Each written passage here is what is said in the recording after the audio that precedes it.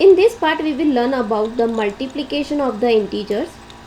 Now we all know that multiplication is actually the repeated addition. In this repeated addition, it means if the number is given to you 3 into 2, so you will add up two number 3 times, so you will get the answer as 6. But if the question is given 3 into minus 2, so you will add up minus 2 3 times, the answer you will get is minus 6. Now why only minus 6, we will learn in the coming parts. First is the multiplication of positive integers and the negative integer. It means if the question is given to you in which one integer is the positive one and the another integer is the negative one, so what you have to go with?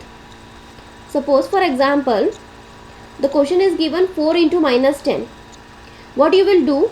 First you will multiply 4 into 10. As you know, as you do normally multiplication, the answer will be 40. As the question is given, the one integer is given in the negative form, so you will put the negative sign. In short, when you are multiplying one positive integer and a negative integer, the answer which will be coming will be in the negative form. Second is the multiplication of two negative integers. If the question is given in which there are two negative integers are there, so what you have to do? You have to first multiply the two negative numbers. For example, minus 10 into minus 3 is given. So you will do normally multiplication, that you will get as a 30. 10 into 3 is 30. Now minus minus will become plus. Always in a multiplication, minus minus will become plus. Plus minus will become minus. Minus plus will become minus. And plus plus will become plus. Do keep these key notes in your mind. Third one is the product of 3 or more negative integers. If the question is given in which there are 3 or more than 3 negative integers are there, so what you have to do? You have to first look whether the question is given, it has integers of the even number or in the odd number. It means the integers which are given to you, the number of that integers are even or odd.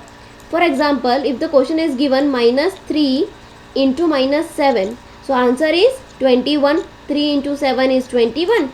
Minus minus will become plus, so there is no need to put the sign of plus.